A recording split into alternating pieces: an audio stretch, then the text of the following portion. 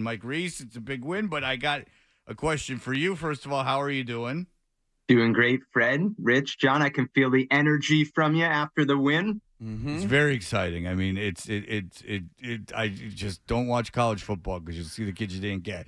All right, so Mike, but what is the deal with this contract extension talk from Mr. Bill Belichick?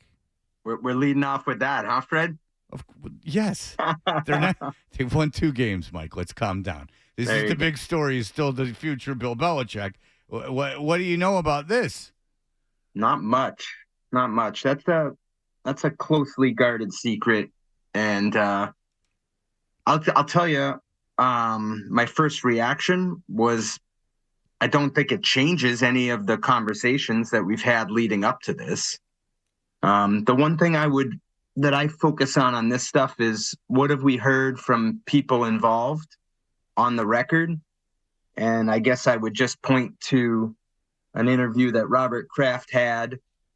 I think it was recorded August 15th on the David Rubenstein show and Bloomberg News. And he was asked a question about Bill Belichick.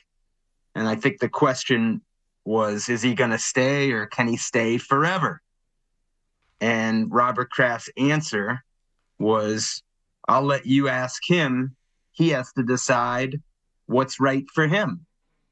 And so when I heard that, my thought was, well, that answer can mean a lot of different things. And I don't know what it means, but if I had to make an educated guess, or what might be closest to the truth, my thought is that it would probably mean that, they talk every year about what the future is going to look like. And maybe at that point they hadn't had that conversation, because my understanding is they usually go sort of year to year, right? You never want a coach going into a lame duck year. So it's usually in my understanding, like a year to year thing, a continuous process, more than like hey, we're going to sign you to a 7-year deal. And if my understanding or my instinct is accurate, that would mean there's sort of a check-in that they have every offseason to see where things stand. And maybe that report is a indication they had the check-in and Bill said, yeah, I'm good to keep going. Let's add another year on. And that would sort of be my best guess. But guys, I don't know. I don't have any facts, and I wouldn't want anything to come out,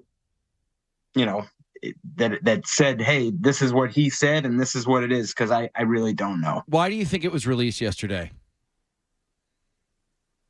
Why do I think it was released yesterday? I don't know. I think that the cynic in all of us would say, oh, well, maybe Bill Belichick is feeling the heat, right? And he puts it out there as a result of that. But I'd just be speculating on that. Well, it certainly wasn't the Crafts. They think by deduction. I mean, we are no Sherlock Holmes here, and we are not the journalists at all. Like, you are a great journalist, and we are not journalists. But just by deduction, I can deduce that the Crafts would have no incentive when the team was sitting at 1-5 to announce that they had decided to do extension, especially in the way that it was announced, because it could be speculated that it could be for many years. We don't have the institutional knowledge that you have. But I am interested. So, to your knowledge, in just to your belief, I should say, is that he goes into seasons like with no other years left on his contract. So, like, for instance, it's possible that last season he was coaching without any contractual certainty that he was going to be coaching the following season.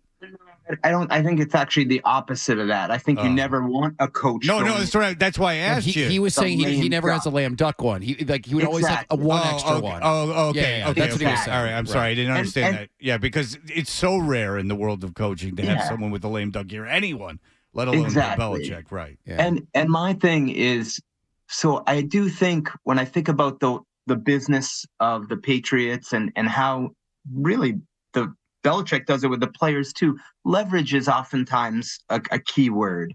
And so when you go year to year, and again, I don't even know if that's the case. Like, they might have said, hey, Bill, you got the next 5 years at some point. But usually, when you go year to year, it's the leverage sort of is never on one side or the other. And I think sometimes that can be a good thing for both sides, to just sort of, as the connection between them evolves over time.